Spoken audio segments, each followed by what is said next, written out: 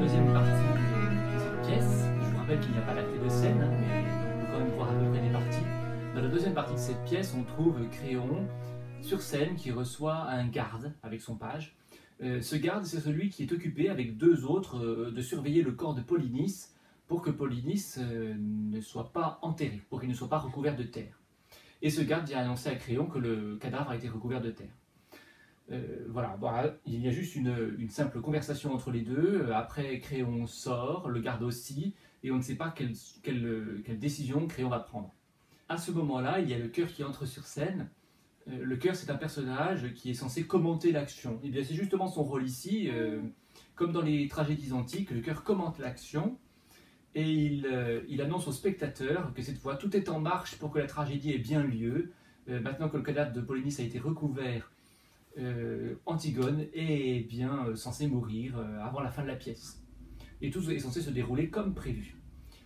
Et justement, dès que le chœur s'en va, les gardes entrent sur scène en traînant Antigone, qu'ils ont trouvé à nouveau en train d'essayer de recouvrir le cadavre, mais cette fois-ci en pleine lumière, en plein midi. Alors les gardes discutent pour savoir ce qu'ils vont faire de la récompense, on va sûrement leur accorder pour avoir attrapé Antigone.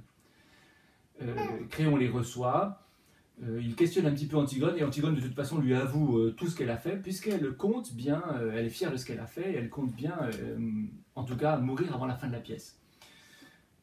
Créon commence par renvoyer les gardes, et il annonce à Antigone qu'il va faire juste mourir les gardes, qui sont les seuls à l'avoir vu, et qu'il lui donne ainsi une chance de se sauver.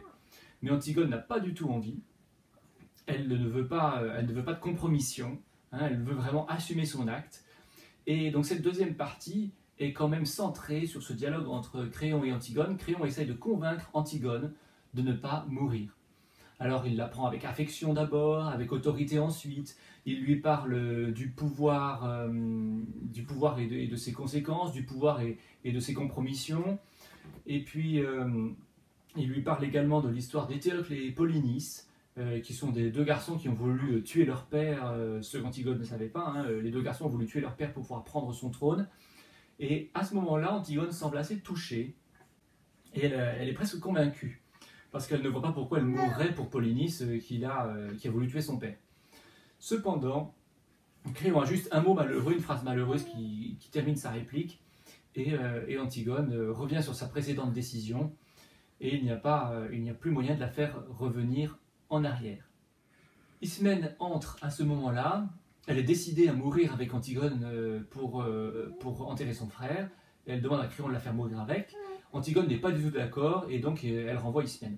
Après Ismène, c'est Aimon qui entre, et Aimon de même n'accepte pas que Antigone, sa future femme, meure, soit emmurée vivante.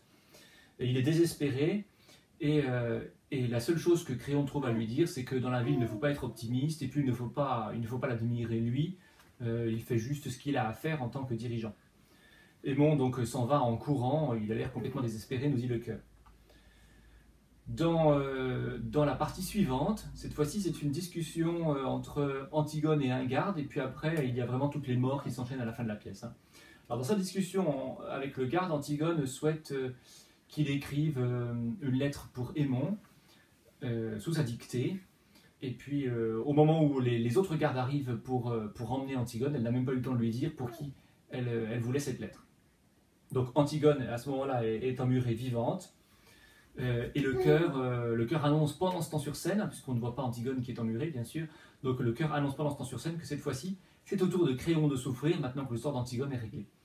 Et en effet, on apprend par le messager qui arrive juste après que Aimon s'est suicidé dans la prison d'Antigone, et que l'apprenant, Eurydice, la femme de Créon et la mère d'Aimon, s'est elle aussi suicidée dans son palais.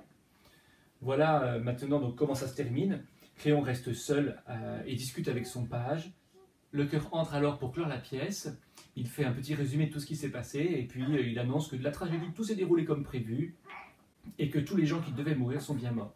Maintenant, ce qu'il faut savoir, c'est pourquoi Hannou a écrit cette pièce dans les années où il l'a écrite, et comment analyser tout ce qu'il a fait et tout ce qu'il a modernisé.